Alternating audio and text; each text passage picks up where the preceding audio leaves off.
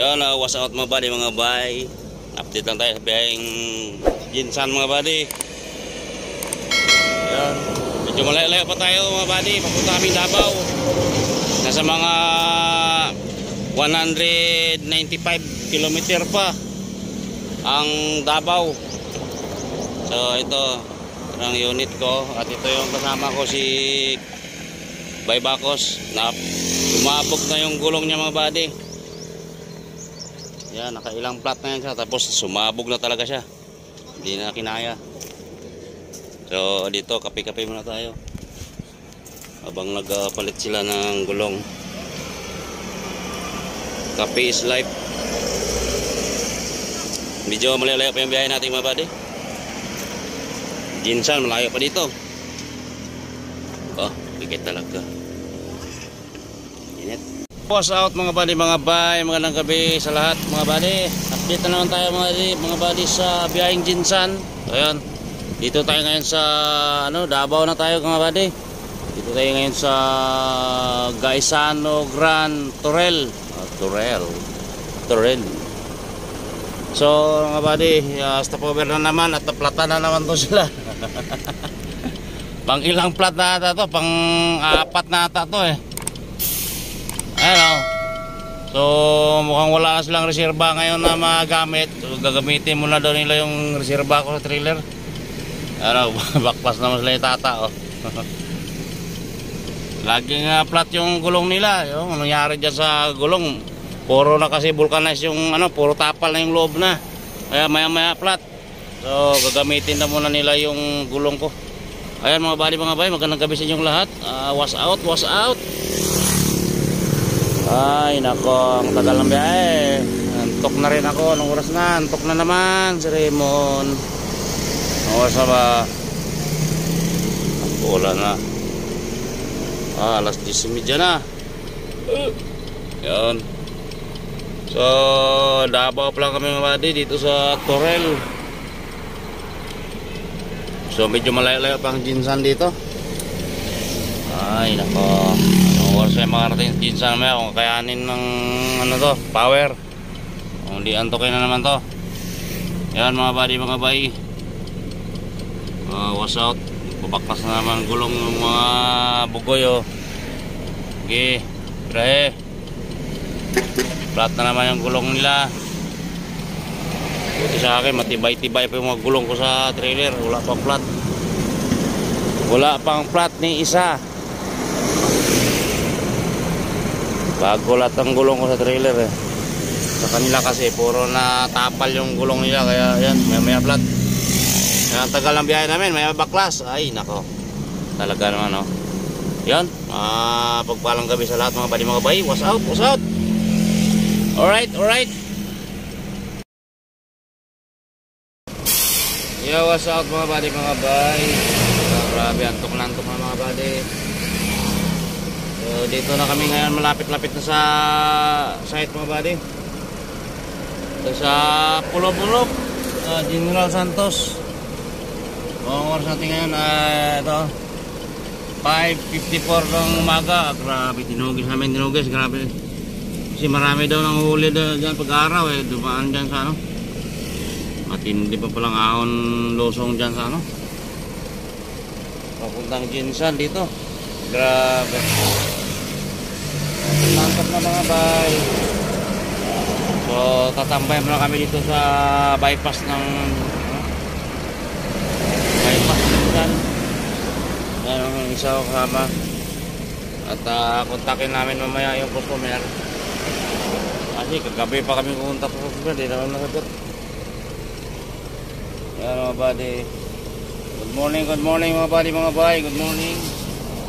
Pagpalang umaga na naman, antok na kayo mga buddy, mga bay. Pang-escape talaga. Ayan.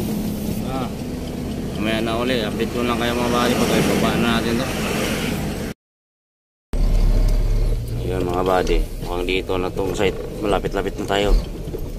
Binyahan na ito yo. Binyahan.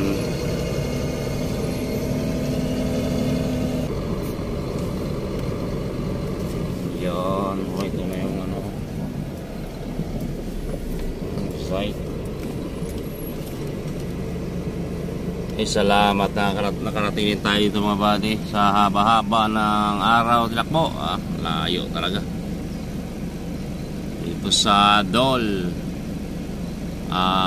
Pulumulok, Cotabato. Okay, talog to. Okay guys, talog. Ito na yung site. So baka papasok tayo sa loob. Baka dyan sa loob ito bababa. Talaga naman. Masuk.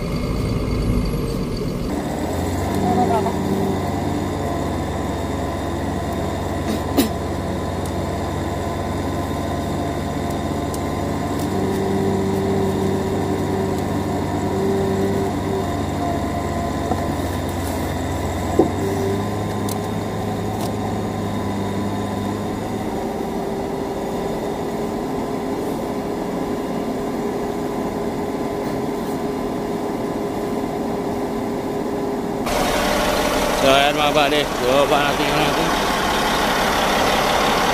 unit. Ipo-clip lang nila yan, isa blade.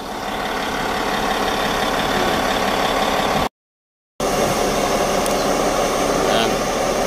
Atras.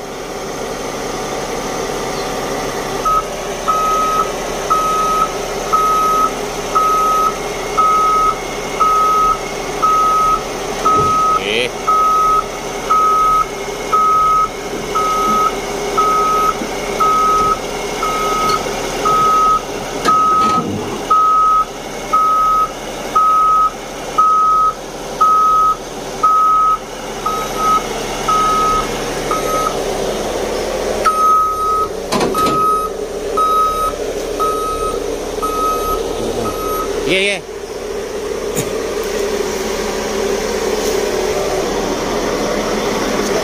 Hah?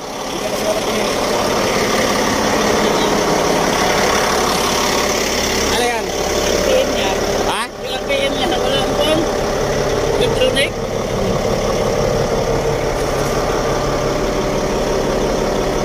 Ayan pala. Ayan. Okay.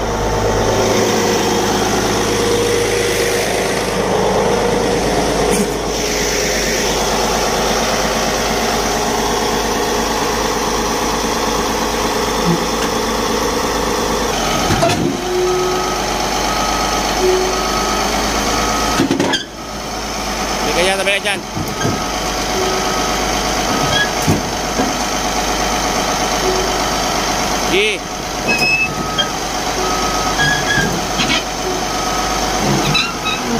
Yan.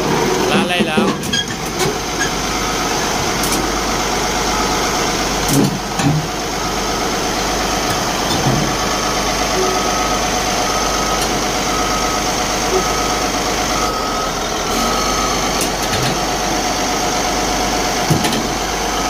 Hirap kasi baba tumabali, walang blade.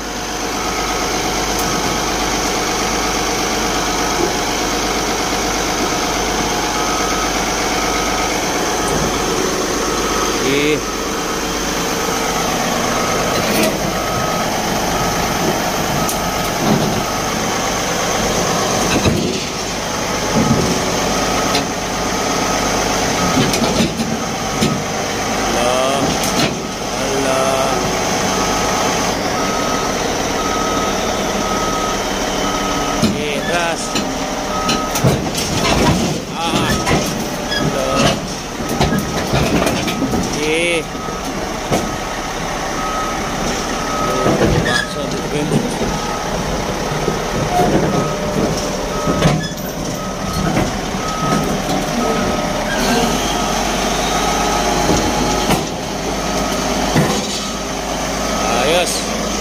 Ito mamaya natin. Ito yung blade.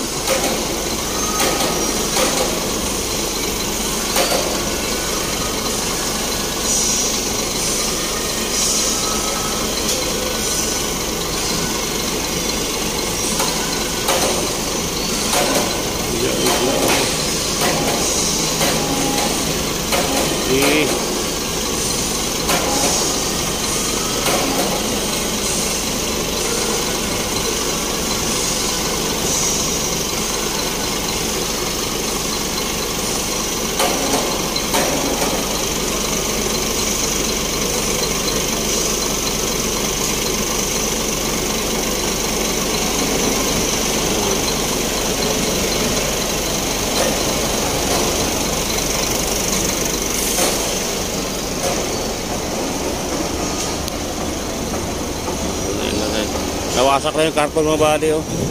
Sobrang harpok na kasi. Yan. So ito, naghiwalay-walay yung ano. Bubatin na lang din na ano.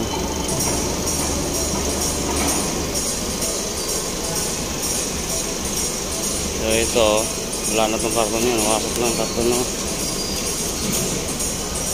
Repair na itong gamit niya. Ito. Ito naman yan.